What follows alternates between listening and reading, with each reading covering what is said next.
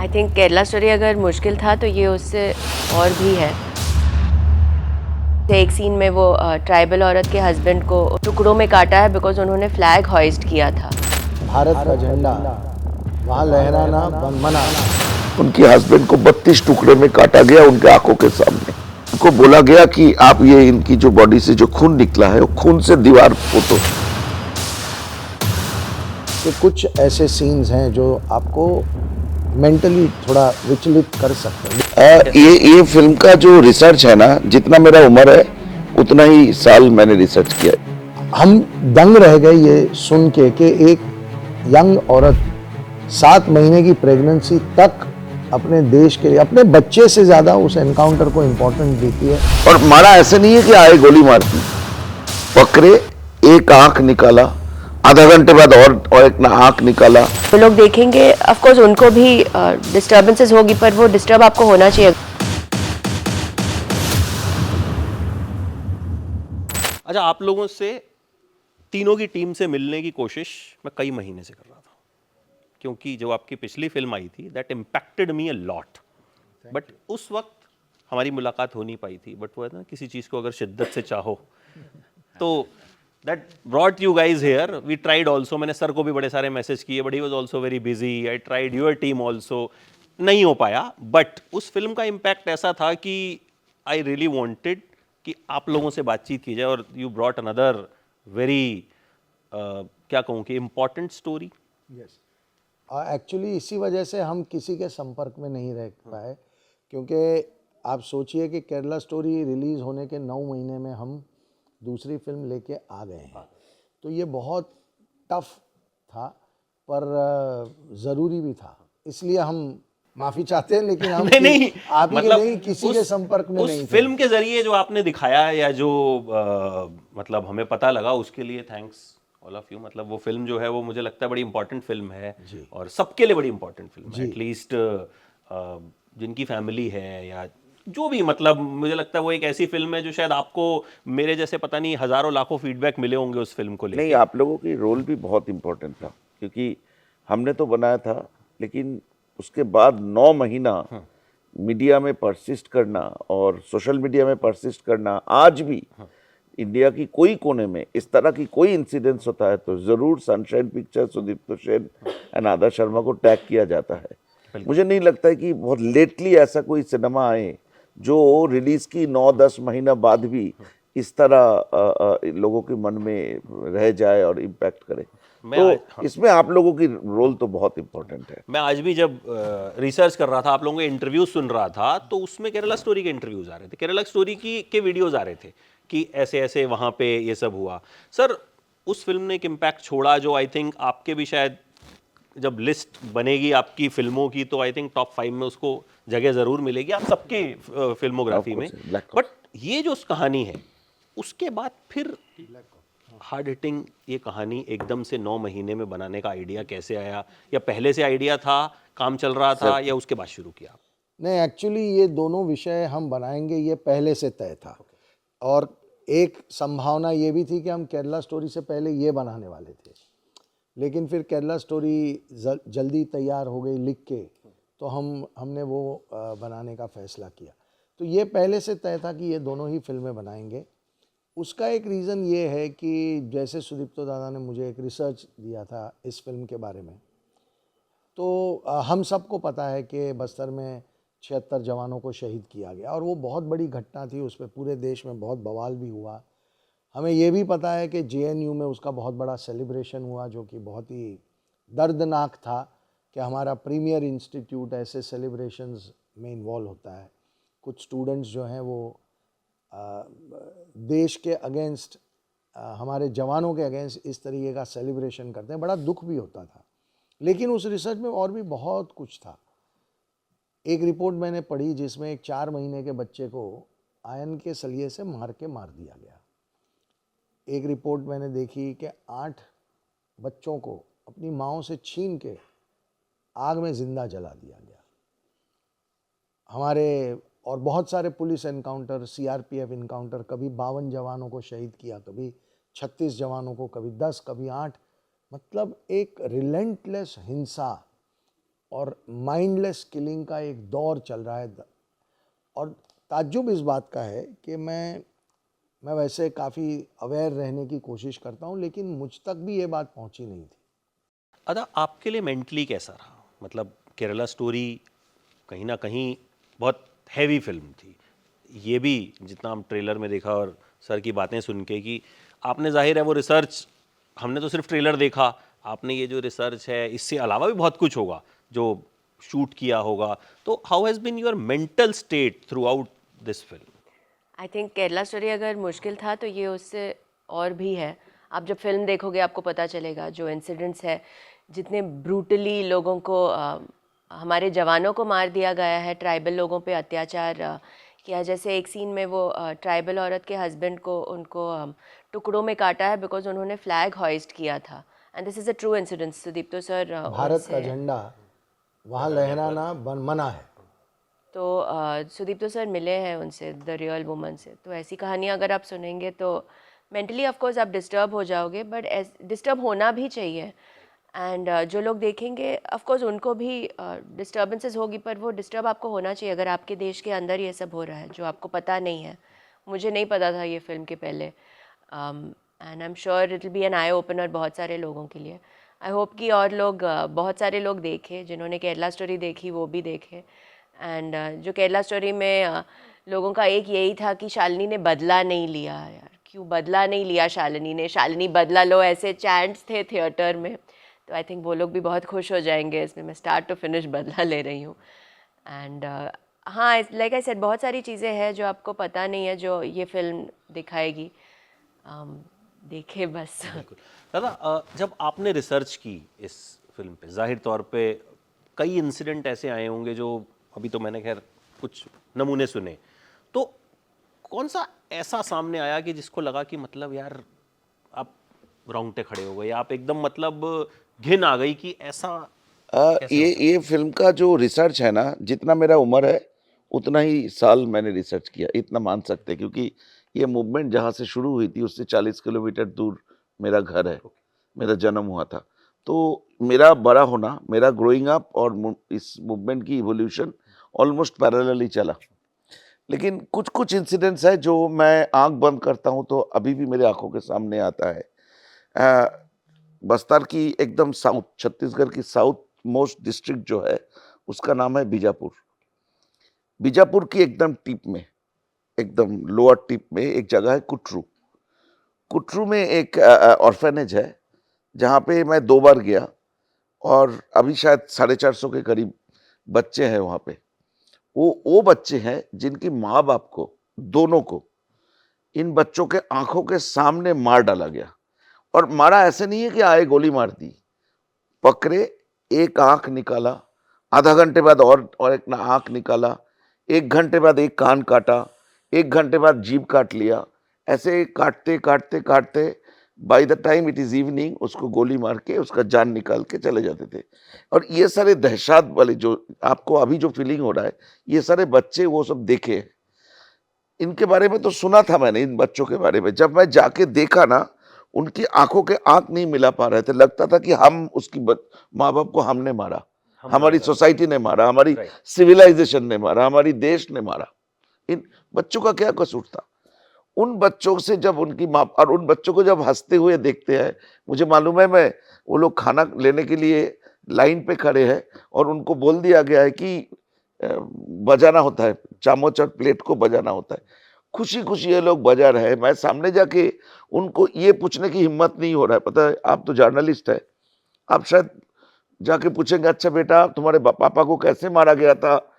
वो खुशी खुशी बोल भी देगा, इसलिए कि उनके लिए तो जिंदगी खत्म हो चुका था, एक नया लीज ऑफ लाइफ उनको मिल रहा था। तो ये जो बच्चों की जो शक्ल है ना, या जो आधा अभी मेंशन की कि एक महिला है जिनकी हस्बैंड ट्राई कॉलर होस्ट करने के लिए उनके हस्बैंड को 32 टुकड़े में काटा गया उनके आंखों के सामने। उसके बाद उनको बोला गया कि आप ये इनकी जो बॉडी से जो खून निकला है वो खून से दीवार पोतो, दीवार को रंगो। तो उसको कराया गया, दीवार को रंगा गया उसकी हस्बैंड की ब्लड से। उसके बाद उसकी बॉडी को सर पे लेके वो 13 किलोमीटर चल के अपने गांव पहुंचते हैं। कब्र खुद खोदते हैं, क्योंकि छोटे छोटे 2 बच्चे थे जिनमें एक बच्चे को लेके चले गए थे फौज। ऐसे दिल दहलाने वाले, आपको तोड़ने वाले ऐसे चीजें मेरे दिमाग में है। तो विपुल जी को जब मैंने इसके बारे में बात हुई हमारी, विपुल जी को कुछ सेकंड लगा बोलने के लिए कि दादा ये दोनों फिल्म हम एक साथ करेंगे। तो अ, हर दिन एक युद्ध होता था वहाँ पे, हर दिन एक नया एक्सपीरियंस, एक नया सच्चाई के साथ रूबरू होता था। सर सुन के ही एक क्या कहूँ कि एक ऐसी घिन सी आ रही है या अंदर से गुस्सा आ रहा है। तो फिल्म में इस तरह के कितने सीन होंगे, मतलब कि इस तरह का कुछ होगा कि भाई हम आंखें बंद कर लेंगे कि बस हम नहीं देख पा रहे? नहीं, देखिए, ये हम मानते हैं कि ये थोड़ी डिस्टर्बिंग फिल्म है और कुछ ऐसे सीन हमने भी कुछ सीन रखे हैं जो हमें रखने ही थे, लेकिन हमने ध्यान रखा कि हम फिल्म को ऐसी ना बना दें कि लोग देखते वक्त कितना भी इम्पोर्टेंट विषय हो, अगर आप देख ही नहीं पाएँ, बर्दाश्त ही ना कर पाएँ, तो फिर फिल्म आपके लिए वो देखना नामुमकिन हो जाता है। तो वो मात्रा हमने ध्यान में रखी है। लेकिन हाँ, मैं ज़रूर ये कहना चाहूँगा कि कुछ ऐसे सीन्स हैं जो आपको मेंटली थोड़ा विचलित कर सकते हैं, डिस्टर्ब कर सकते हैं, पर वो डिस्टर्ब होना बहुत ज़रूरी है। हम ऐसी एक ज़िंदगी जी रहे हैं जहाँ हमारे को ऐसी ब्रूटैलिटी, ऐसी ह्यूमन ट्रेजेडी का सामना नहीं करना पड़ता। पर ये जो लोग हैं, ये बेचारे, इनके पास कोई पावर नहीं है, किसी तरीके से ये इनको लड़ नहीं सकते हैं। अच्छा अदा, जैसा सर ने बताया कि शूटिंग भी आपने जंगलों में की, वहाँ वैनिटी ले जाना बड़ा मुश्किल था। नॉर्मली एक्टर्स के आसपास बहुत सारी फैसिलिटीज़ रहती हैं, तो शूटिंग कितनी टफ रही एक आम फिल्म से, या कोई ऐसा वाकया शूटिंग के दौरान हुआ जो दिमाग में छप हाँ, गया हम रहेगा? लोग बहुत अंदर अंदर थे जंगलों में, बट शूट होने से पहले मैं वो सीआरपीएफ लड़कियों से मिली थी जो रियल लाइफ सीआरपीएफ है, और वो इतना कंट्रीब्यूट करते हैं हमारे कंट्री के लिए, वी डोंट नो। उन्होंने रियल लाइफ उनकी स्टोरीज मेरे साथ शेयर की। वो एक बैकपैक में सारा सामान लेके जाते हैं, that will be like 6 kilos. You don't know कितने दिन के लिए आप जंगल में रहने वाले हो। गन्स, एम्यूनिशन एंड ऑल वो सेपरेट रहता है यहाँ पे। तो योर होल बॉडी के ऊपर अराउंड 18 किलोज वो लोग चल 18 to के जा 20 रहे हैं, किलो कैरी 18 to करते हैं। 20 किलोज। उसके बाद कभी कभी नदी को पार करके फिर आपको वो उस साइड पे जाना है। मतलब आपके पूरे कपड़े भीग गए, यहाँ पे थोड़े से हम लोगों के सॉक्स भीग जाते हैं, एंड वी से अरे सॉक्स भीग गए, मुझे सर्दी आ जाएगी, अभी पूरे दिन गीले गीले। वो गीले कपड़ों में अभी वो लोग चेंज नहीं कर सकते, कितने कपड़े सब लेके आ सकते हैं। इंस्टेंट नूडल्स, कुछ बार्स, कुछ पैकेट्स ऑफ खाना वो लोग रखते हैं इन वो बैकपैक में। तो उनके लिए उनकी स्टोरी सुन के कभी कभी बाथरूम नहीं जा सकते वो लोग कितने घंटों के लिए, बिकॉज वो एक पेड़ के पीछे या एक रॉक के पीछे छुपे हैं और टारगेट के लिए ये कर रहे हैं, और कहीं से भी फायरिंग हो सकती है और उनकी जान जा सकती है। वो थोड़ा भी आवाज़ वो लोग करेंगे ना उनके शूज़ से, वो ड्राई लीव्स के ऊपर, सूखे पत्ते के ऊपर, तो फिर उनको वहाँ से आवाज़ किसी को सुनाई देगा और वो लोग ये हो जाएंगे। तो मैं उनके साथ रही काफ़ी दिनों के लिए, उनके साथ ट्रेनिंग भी मैंने किया। तो उसके बाद ना लगा कि मैं कितनी फॉर्चुनेट हूँ, और वैनिटी वैन सब थे हमारे, ऑफ कोर्स दूर थे, we couldn't take it into the jungle, but हमारी प्रोडक्शन बहुत अच्छी थी। हम लोग लद्दाख में भी हम लोग ने केरला स्टोरी जब शूट किया, आई थिंक विपुल सर और आशन वो लोग रखते हैं पूरी एमिनिटीज़। हम लोग बहुत फॉर्चुनेट है एज एक्टर्स कि सब है, वो रियल लड़कियों का आप कंपेयर भी नहीं कर सकते। तो मेरे लिए एक्चुअली आई फेल्ट कि जो भी मिल रहा है बहुत ये मिल रहा है, बिकॉज रियल लाइफ में आप जब फिल्म देखोगे आपको पता चलेगा कि कितनी मुश्किल सिचुएशंस में इनको रहना पड़ता है, और वो लोग ये कर रहे हैं बिकॉज उनको देश से प्रेम है, हमारे लिए कर रहे हैं। एक बहुत ही सेल्फलेस चीज़ है आई थिंक। आपको एक बहुत इंटरेस्टिंग किस्सा बताता हूँ। हम जब वहाँ गए थे तो दंतेश्वरी फोर्स नाम का एक फोर्स बना है, लड़कियों का पूरा यूनिट है।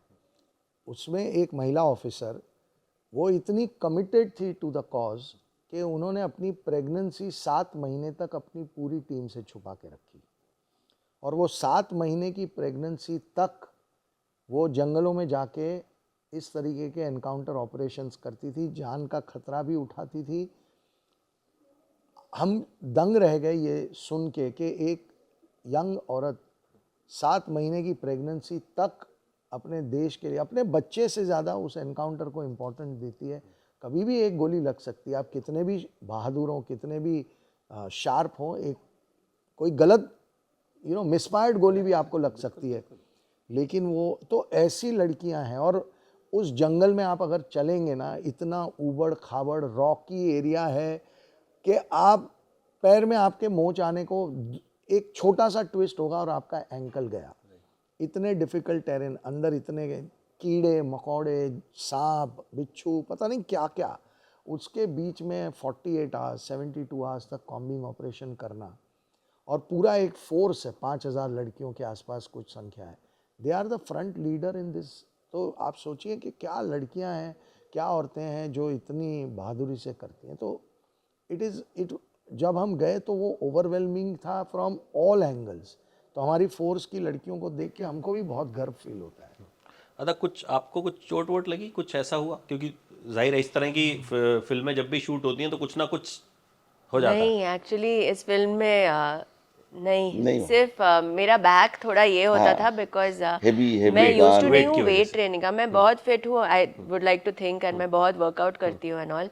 पर मैं वेट ट्रेनिंग में मैंने वेट्स कभी नहीं उठाया, और वो गन्स बहुत हैवी थे, 6-8 किलो के थे। एंड ऐसे ही उठा के वो वाला एक्शन नहीं है, रोल करना है या सडनली झक के सडनली जर्की मूवमेंट्स करने। तो उसमें थोड़ा, but I am really I feel कि हम लोग ब्लेस्ड थे बिकॉज किसी को कुछ नहीं हुआ। और बहुत ही मुश्किल सीन्स थे। एक बार वो पहाड़ से नीचे उतरना था पूरे अंधेरे में, एंड मेरे पीछे वो 40 और boys were there and they said कैसे उतरेंगे, they asked me, so I asked Sudeep तो सर से कैसे उतरेंगे, ही सेड नहीं नहीं यू विल डू इट, कर लो। तो उसमें हम लोग ने बहुत सारी चीज़ें की। आई थिंक अगर आपके मेकर्स ट्रस्ट करते हैं आप पे, तो आप वो भी चीज़ें कर सकते हो जो आप खुद नहीं सोच सकते हो कि मैं शायद कर पाऊँ कि नहीं, बिकॉज सामने वाला इतना ट्रस्ट रख रहा है कि कर लोगे, इजीली कर लो, सो यू फील कि हाँ हो जाएगा। दादा आपके लिए सबसे मुश्किल क्या रहा इस फिल्म में? कहानी तो आपने कहा कि भाई मैं बचपन से ये सब देखता आ रहा हूँ, इंसिडेंट्स आई थिंक आप फेमिलियर थे। नहीं, ये फिल्म में ज़्यादा कुछ तकलीफ नहीं आए क्योंकि विपुल जी शुरू से ही थे। केरला स्टोरी के लिए टाइम पे विपुल जी को ढूंढना पड़ा था, लेकिन इस फिल्म में ढूंढना नहीं पड़ा क्योंकि हम दोनों ने डिसाइड किए थे ये दोनों फिल्म करेंगे। और विपुल जी थे, विपुल जी इंडस्ट्री में इतने दिन से है, तो हर मुश्किल इजी हो जाता था। जैसे आदा ने बोले मतलब कोई भी डायरेक्टर के लिए सनशाइन पिक्चर जैसे कंपनी विपुल जी की गाइडेंस में काम करना बहुत आसान हो जाता है। मतलब तकलीफें था, मेरे दोनों पैर पे चोट लगा था, एक पैर में फ्रैक्चर था, एक पैर में घुटने में सबके वो सब चोट्स नीज उनको ही लगते अच्छा, हैं। मतलब हाँ। एक्ट्रेस को नहीं लगा, डायरेक्टर को लगा। नीज का डिसलोकेशन हो गया था। वो दोनों पैर में मैं ब्रेस लगा के शूटिंग की है। ये थोड़ा सा डिफिकल्ट था, लेकिन 400-500 लोगों की यूनिट है और उस यूनिट में इतने मेहनत कर रहे हैं सब लोग, और बहुत ही हॉस्टाइल लैंडस्केप था। हॉस्टाइल लैंडस्केप ऐसी बहुत पथरीले और जंगल, घना जंगल और अनड्यूलेटेड लैंडस्केप, पहाड़ थे। तो लॉजिस्टिकल इश्यूज था, लेकिन द कंफर्ट वाइज हमारी प्रोडक्शन इतने अच्छा था कि कोई सच प्रॉब्लम नहीं होगा। 52 मतलब 47 प्लस 7 52-53 डेज की जो शूट था, एकदम जॉय राइड था एक्चुअली हमारे लिए। एक्चुअली सबसे इम्पोर्टेंट चीज़ इन फिल्मों में ये होती है कि आपका यूनिट आपके साथ होना चाहिए। बिल्कुल। और जब ये हमारे फिल्म यूनिट्स की एक खूबसूरती होती है, जो मुझे लगता है एक हर ह्यूमन जो अच्छे इंसान होते हैं उनकी एक खूबसूरती होती है कि जितना टफ शूट होता है उतने वो यूनाइटेड होते हैं, उतने वो अपना इंड्योरेंस लेवल बढ़ाते हैं और वो बोलते हैं कि ठीक है, तकलीफ़ है, कोई बात नहीं है, लेकिन ये अचीव करना है और हम हंसता मुंह रख के फुल स्पिरिट के साथ काम करेंगे। तो पूरा यूनिट जो जब एक साथ ऐसे मिल जाता है ना, चाहे हमारे डीओपी हों, चाहे हमारे साउंड वाले हों, चाहे एक्शन डायरेक्टर हों, एक्शन बॉयज़ हों, they all came together as one very strong unit. तो फिर अभी हमारे यूनिट में एक रूल है कि हम नॉनवेज नहीं सर्व करते। अच्छा। ये मेरा एक रूल है। और मेरे सारे फाइटर्स जो हैं वो कंपलसरी नॉन वेजिटेरियन हैं। लेकिन वो फिल्म की इम्पोर्टेंस को समझते हुए वो भी वेजिटेरियन बन जाते हैं हमारे साथ 25, 30, 40 दिन जो भी वो शूट करते हैं। तो पूरा यूनिट कुछ ना कुछ अपनी ओर से कंट्रीब्यूट करता है, सेक्रीफाइस करता है, and they work happily in spite of all this.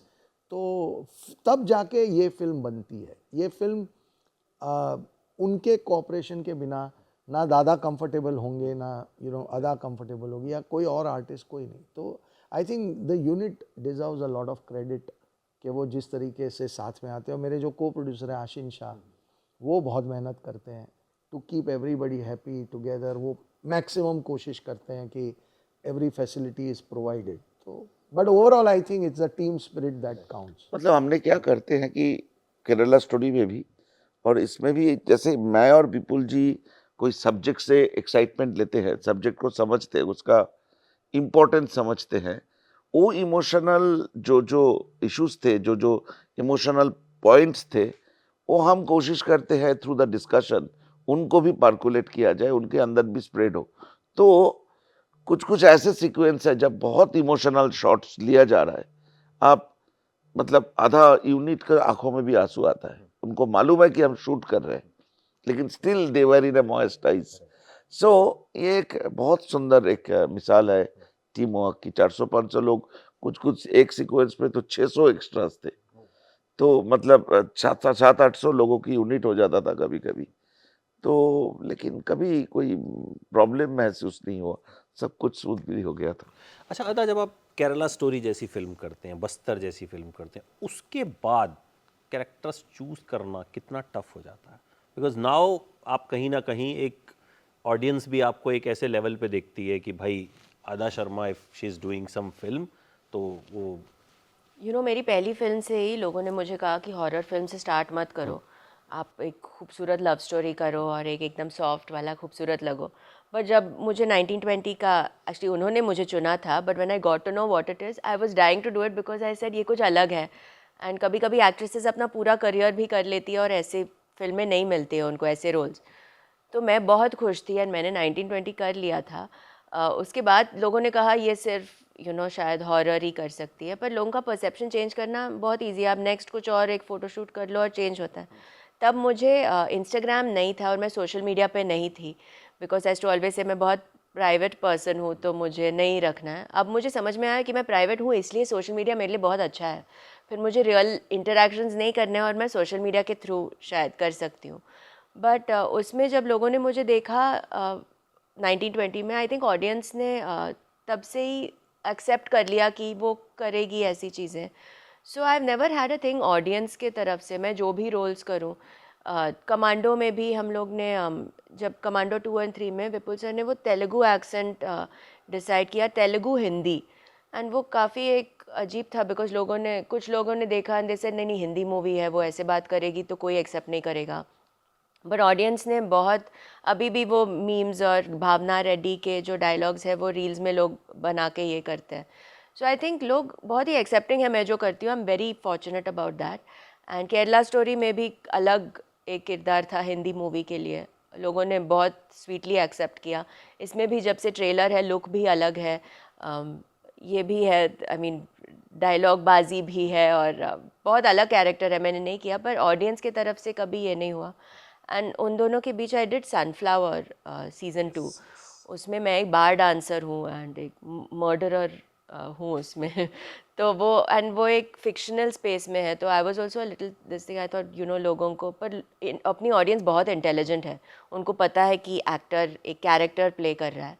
And of course they would like to see me doing fictional and non fictional. I try to do both, hopefully लोग मुझे offer करें ऐसी interesting. अच्छा sir, lastly जब भी इस तरह की कोई फिल्म बनती है, आप केरला स्टोरी बना लीजिए, कश्मीर फाइल्स बना लीजिए, बस्तर बना लीजिए, तो कहीं ना कहीं एक धड़ा ये ज़रूर बोलेगा ये कोई एजेंडा है, ये कोई प्रोपागेंडा है। मतलब आप आजकल तो खैर नॉर्मल भी बना लीजिए तब भी बोल देंगे।